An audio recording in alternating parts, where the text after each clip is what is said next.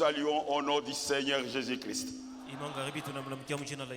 La joie dans nos cœurs de voir les enfants de la promesse. Ils sont toujours au rendez-vous. Oui, mes bien-aimés, ce soir encore il va nous parler. Le Seigneur nous aime. Peut-être vous allez dire pourquoi il est en train de répéter ainsi. Toi aussi, tu dois te sentir dans la maison de Dieu que tu es le bien-aimé du Seigneur. Comme nous avons vu hier, dans cette marche, mon bien-aimé, le combat est là. Ce n'est pas l'histoire. C'est une réalité. Nous sommes des soldats de chrétiens. Ce que nous avons vu hier, suivons le commandant en chef de notre armée. C'est qui? C'est le Seigneur Jésus-Christ. Faire ce qu'il dit et ce qu'il veut, sans raisonner, alors la victoire est certaine. Il nous a donné une arme sophistiquée. Vous connaissez cette arme? Est-ce que vous avez cette arme chaque fois quand vous marchez? Au service, avec cette arme, pour maintenant confronter Satan. Vous voyez mes bien-aimés, la vie des croyants est un combat. Oui, c'est un combat. Et sans combat, pas de victoire. Mes bien-aimés, Dieu nous aime. Sans combat, pas de victoire. Et sans victoire, pas de couronne. Mettons-nous debout. Nous sommes les soldats de Christ. Une couronne.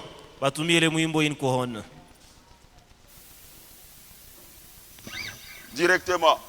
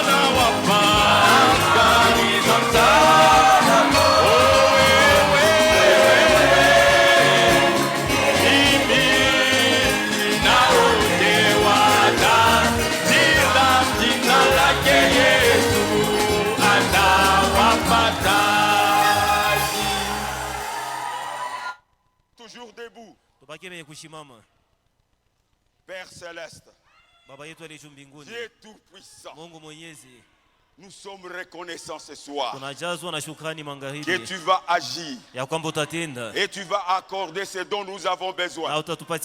C'est toi qui as dit, faites les délices au Seigneur, il répondra même le désir de votre cœur.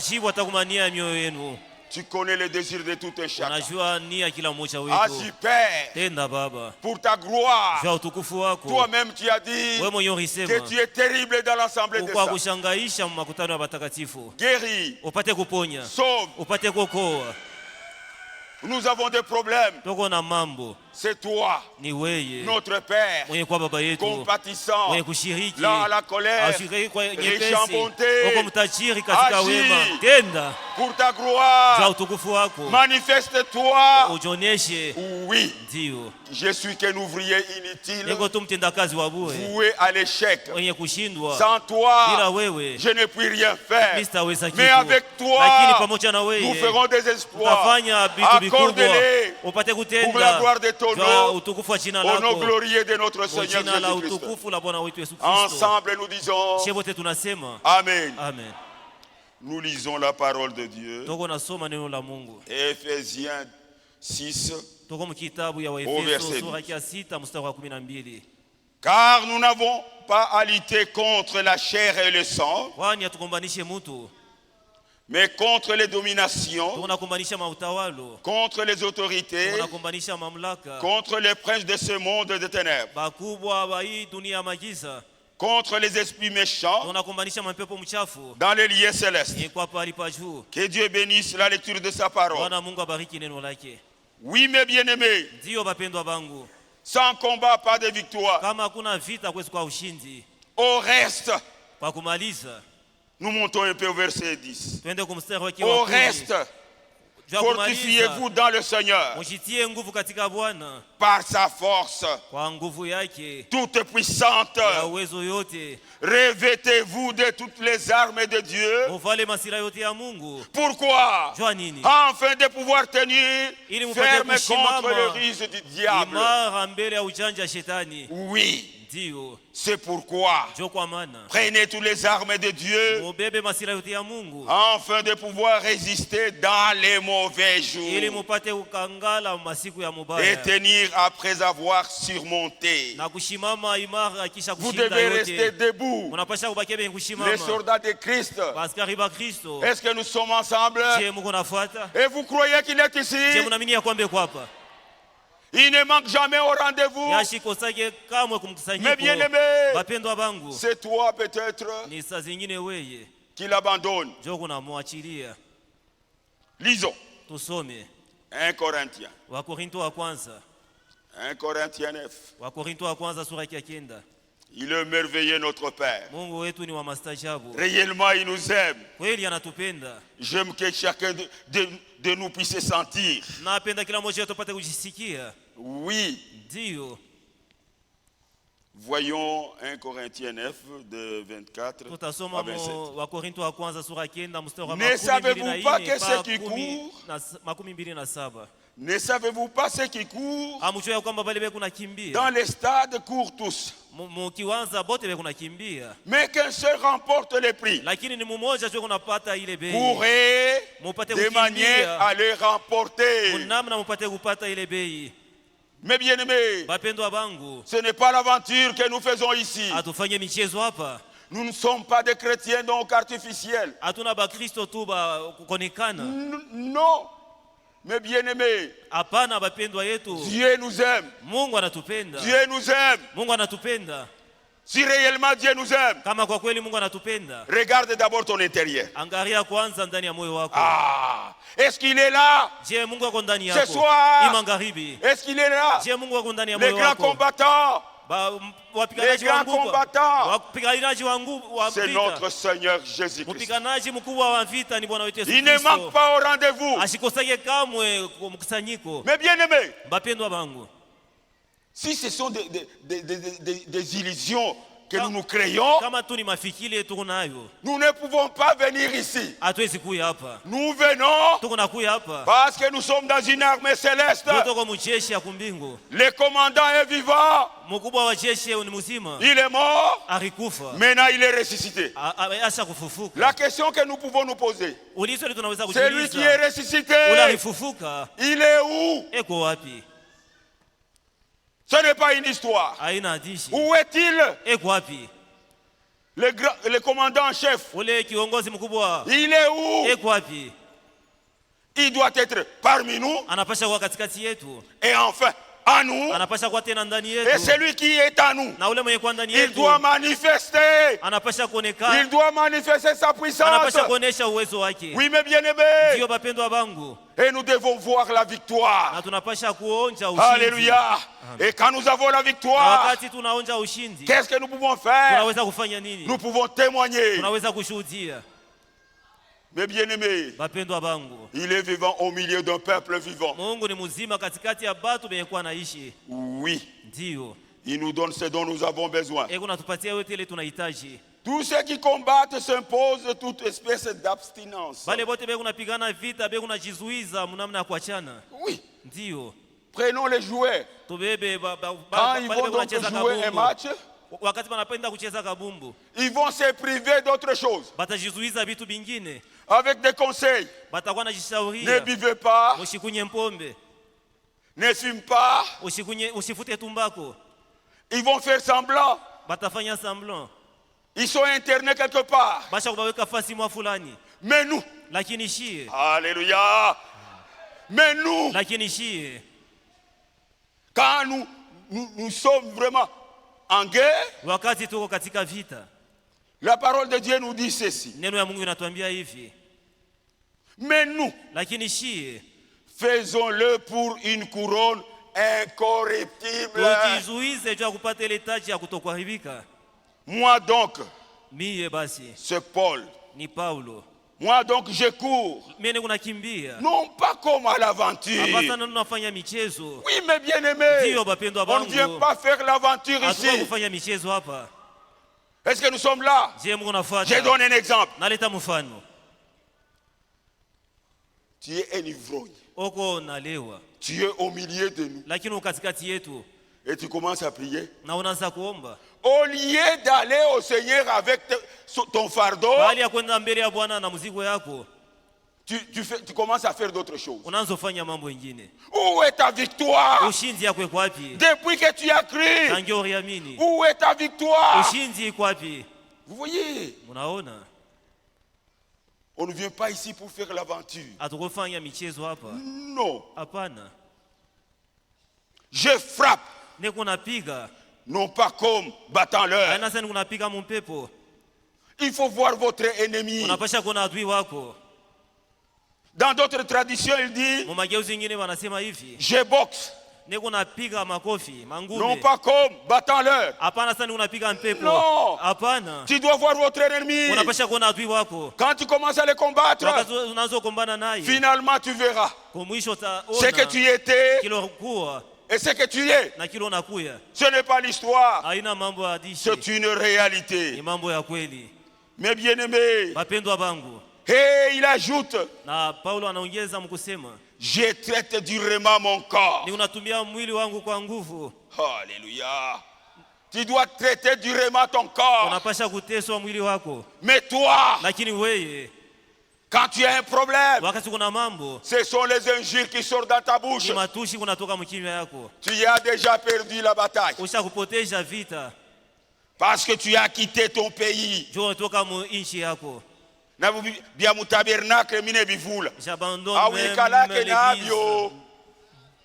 Tu fais l'aventure.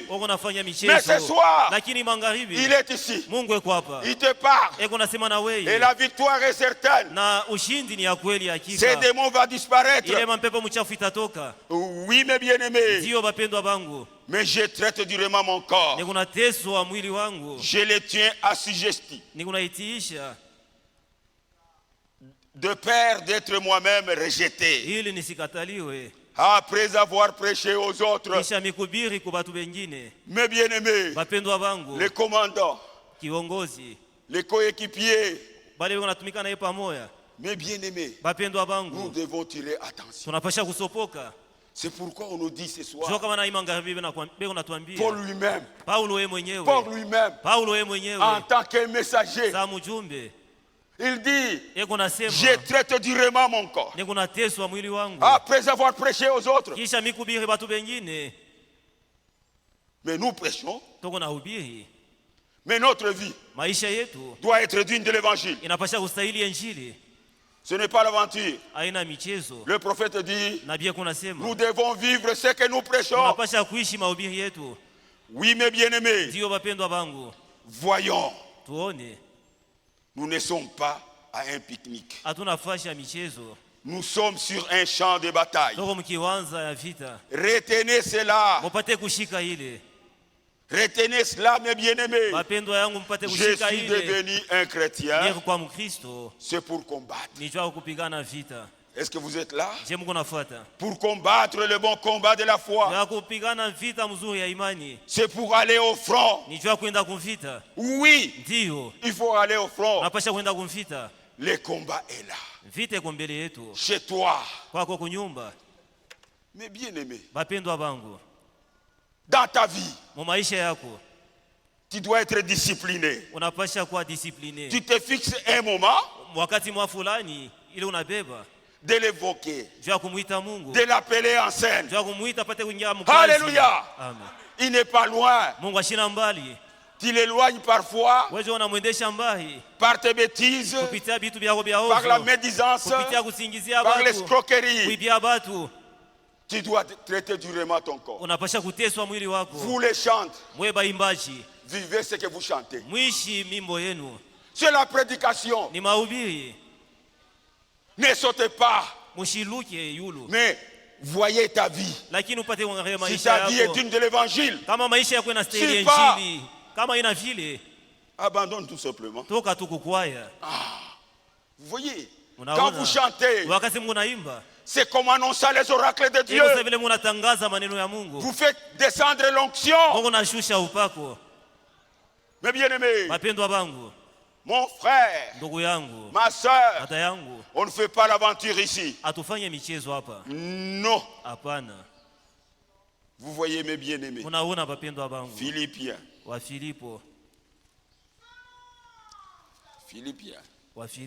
Philippiens 3.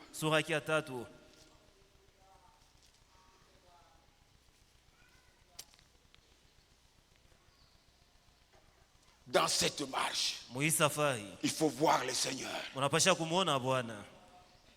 Nous sommes ces soldats. Voyons d'abord un soldat. Il doit être armé et d'opter de son arme. Partout où il est, quand il a son arme, la façon dont il est en train de manier cela, vous allez voir, il est fier. Il est fier. Oui. Tu ne peux pas jouer avec un militaire parce qu'il est bien armé. Mais toi, ton arme que Dieu t'a donnée, une arme sophistiquée. Dieu n'a jamais changé son arme. Il ne changera jamais. C'est toi qui t'éloignes du Seigneur. Tu ne sais pas manipuler ton arme. Il nous a donné la parole. C'est une arme sophistiquée. L'ennemi ne peut pas bouger. Oui, mes bien-aimés. Regardez maintenant. Regardez maintenant. Tazama. Regardez et voyez. Sept. Mais ces choses qui étaient pour moi de gain, je les regardais comme une perte à cause de Christ. Vous voyez, vous vendez des bières, mais à cause de Christ, tu as tout abandonné. Tu faisais n'importe comment. Comme des païens. Tu as abandonné. Même la mutualité. Tu as abandonné le tout. Mais toi qui as abandonné tout. Après quelque temps, on te voit encore là. Il y a un ça ne va pas. Tu n'as pas bien expérimenté. Vous voyez mes bien-aimés. Le Seigneur nous aime. Et même j'ai regardé toutes choses. Comme une perte. Suivez. À cause de l'excellence de la connaissance de Jésus-Christ. Mon Seigneur. Alléluia. Amen. Mon Seigneur. Pour lequel j'ai renoncé à tout. Je ne peux pas être hypocrite. Quand je vois des frères, j'agis comme des chrétiens. Et maintenant quand je reste, c'est maintenant la mutualité. Chez nous on dit ceci, chez nous on fait ceci. Honte à nous. Revenons à la parole. Ce que le commandant dit, tu dois le faire sans raisonner. Oui, mes bien-aimés, on ne raisonne pas avec la parole de Dieu, lesquels j'ai renoncé à tout. Je les regarde comme de la boue, afin de gagner Christ. Est-ce que nous sommes là? 10. Afin de connaître Christ et la puissance de sa résurrection et la communion de ses souffrances, en devenant conforme à lui dans sa mort, pour parvenir, si je puis, à la résurrection d'entre les morts. Maintenant suivez ce que l'apôtre disait. Ce n'est pas que j'ai déjà remporté les prix, ou que j'ai déjà atteint la perfection, mais je cours pour tâcher de les saisir, puisque moi aussi j'ai été saisi par Jésus-Christ.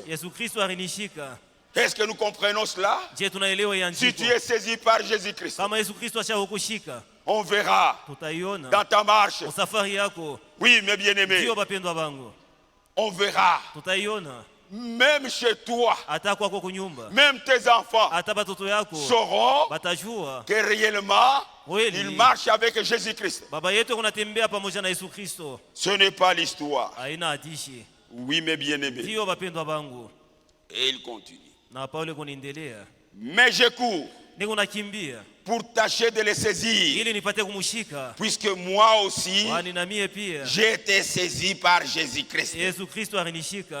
Frère, je ne pense pas l'avoir saisi. Est-ce que nous sommes là? Mais j'ai fait une chose. C'est ce que toi tu oublies, mon frère. C'est ce que toi tu oublies, ma soeur. Oubliant ce qui est en arrière, mais portant vers ce qui est en avant. Oui, mes bien-aimés, je cours vers le but pour remporter le prix de la vocation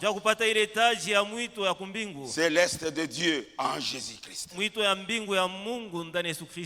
Vous voyez, mes bien-aimés, dans ces combats, la victoire est certaine. Oui, mes bien-aimés, comme il est dit dans Psaume 60. J'aime souvent ces psaumes. Que ce ne soit pas un slogan au milieu de nous, que ce soit la réalité. Avec Dieu 14.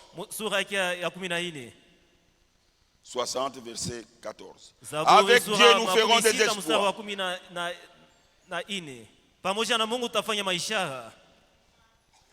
Avec Dieu nous ferons des exploits.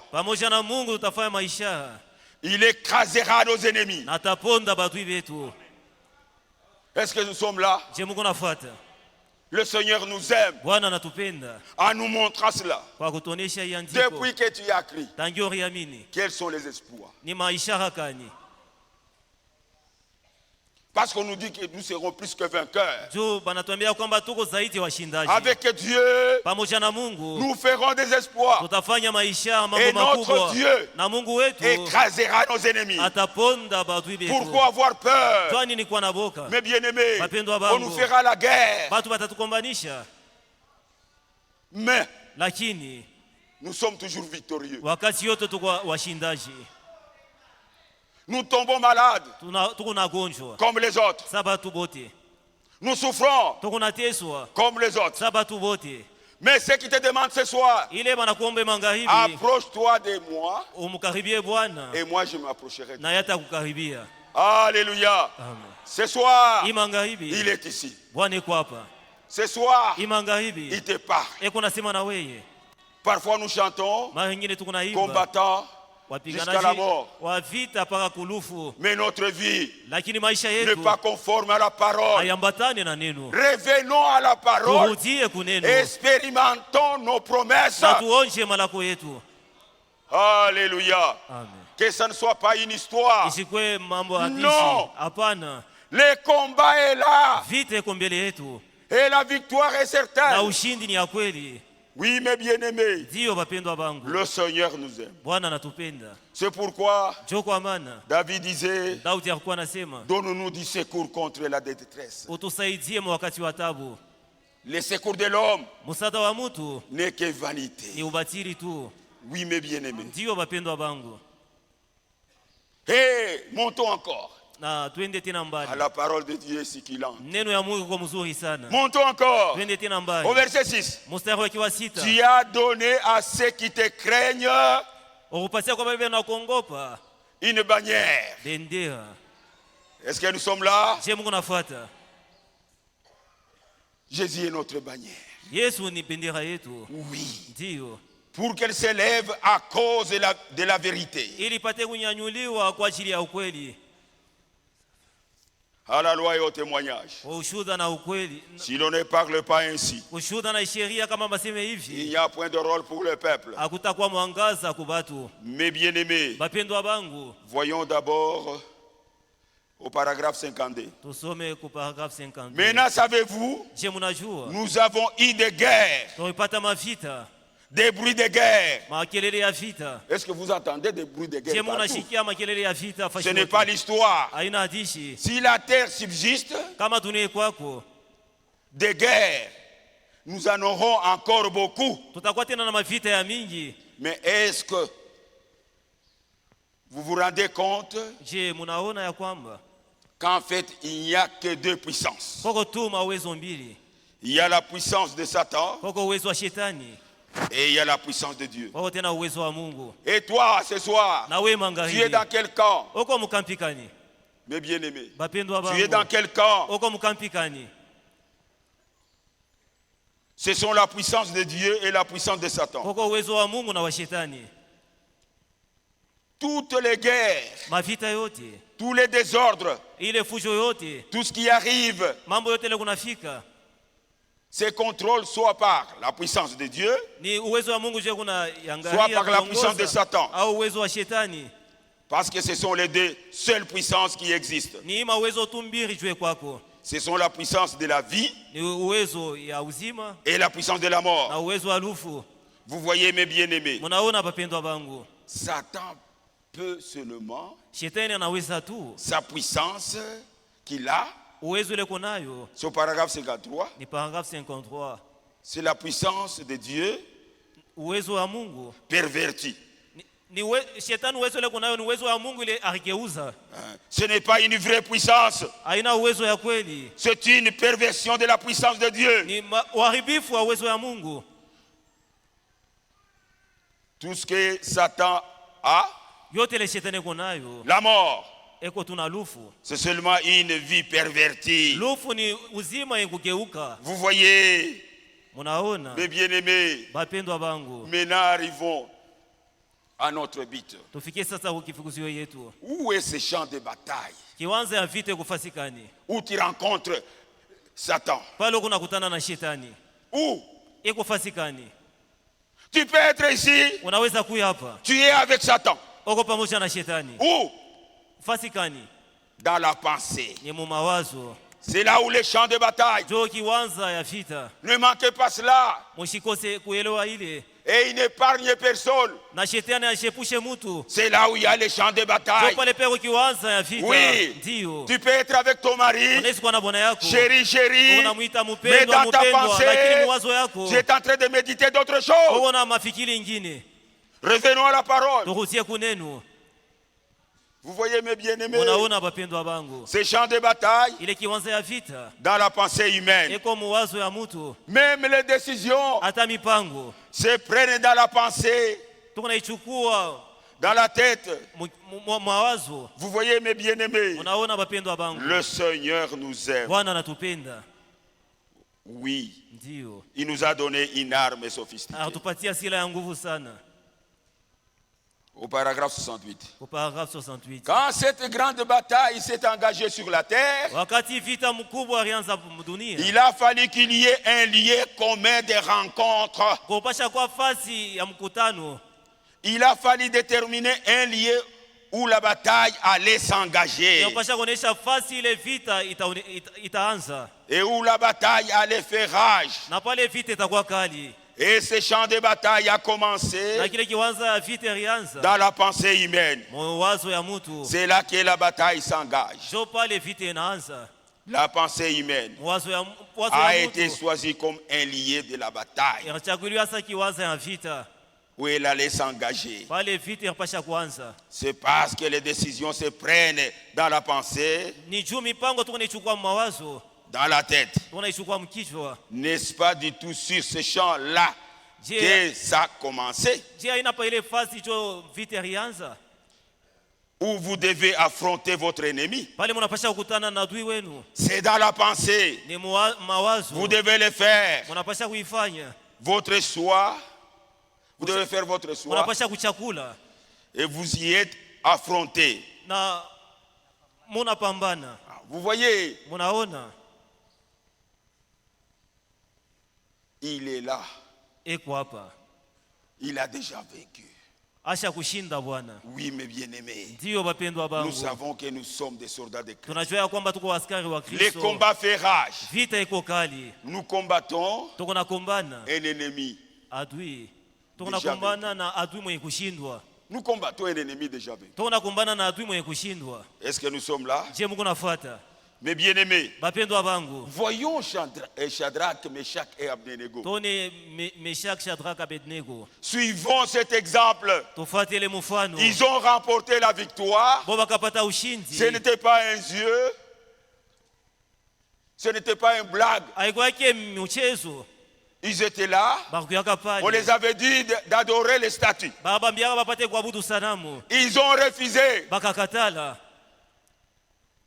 Et le roi commandait qu'on puisse chauffer la fournaise.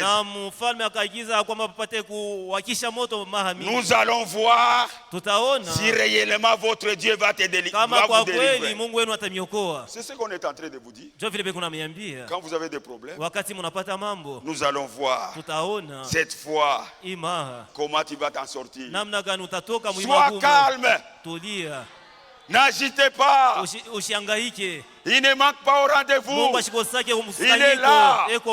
Oui. Dieu permet certaines choses pour nous affermir dans la foi. Nous sommes là.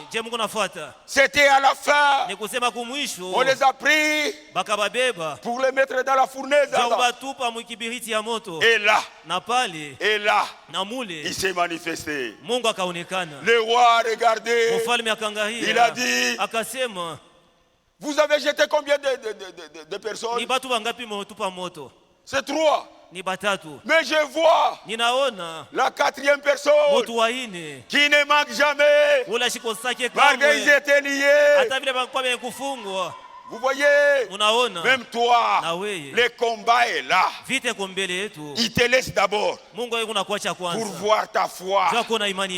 Oui, même ce soir, le combat est là. Ne vous inquiétez de rien. Il nous a donné une arme sophistiquée.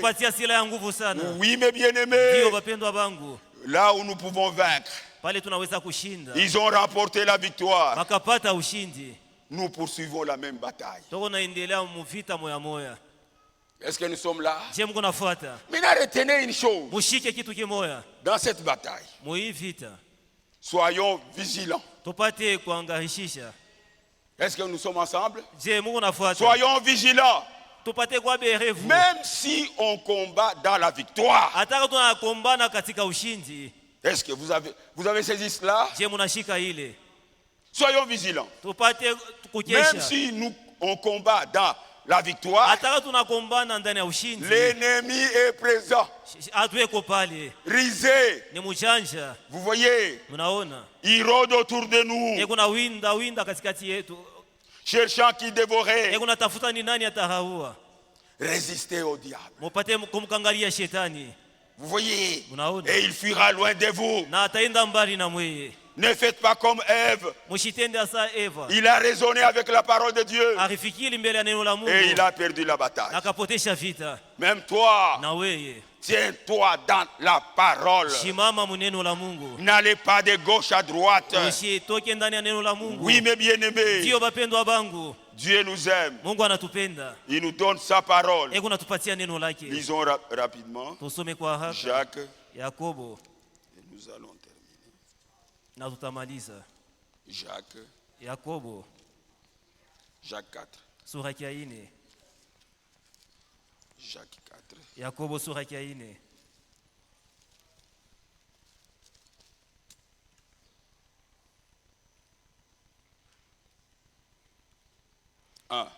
D'où vient l'élite? D'où viennent les querelles parmi vous? N'est-ce pas de vos passions qui combattent dans votre membre? Vous convoitez et vous ne possédez pas. Vous êtes meurtriers, enviés et vous ne pouvez pas obtenir. Vous avez des querelles et des lites et vous ne possédez pas parce que vous ne demandez pas. Et vous demandez, vous ne recevez pas parce que vous demandez mal dans le but de satisfaire vos passions. Arditaires que vous êtes, ne savez-vous pas que l'amour du monde est inimitié contre Dieu? Celui donc qui veut être ami du monde sera ennemi de Dieu. Est-ce que nous sommes là? Le Seigneur nous a parlé ce soir. C'est pour que nous puissions abandonner toutes ces choses. Oui. Quand tu abandonnes, ça ne sera pas l'histoire, ça sera la réalité. On dira voilà une sainte qui est en train de passer. Parce que vous vous êtes débarrassé de toute souillure de la chair et de l'esprit. Tu es sûr que tu es dans la bonne position. Tu ne vas pas tâtonner. Non, mes bien-aimés. Tu ne vas pas tâtonner. Même s'il va rôder. Satan est en train de rôder. Tu seras toujours vigilant. Dans ton cœur, tu diras, il est là. Il est là. Et le commandant va te dire de faire ce qu'il veut. Et la victoire est sûre. Amen. Mettons-nous debout. Ce soir, il nous a parlé. Oui, mes bien-aimés. J'aime mieux lire le prophète. Au paragraphe 45. Dieu s'est réservé une bannière. Est-ce que vous êtes ensemble avec moi? Dieu vous donne quelque chose auquel vous vous accrochez. Une bannière, c'est comme un drapeau qui flotte. Tenez, un jour, Dieu a donné à l'église la bannière. Oui, il a donné la bannière. C'est quand Jésus a été élevé au Calvaire. Entre les cieux et la terre. Ça, ce n'était personne d'autre que Dieu Emmanuel. Seigneur de son sang qui tombait sur la terre. Nous sommes là. La bannière a été brandie devant les gens. Amen. Comme quoi, nous avons vécu. Nous sommes plus que vainqueurs. Parce qu'il a vaincu pour nous. Amen. Mes bien-aimés, combattants,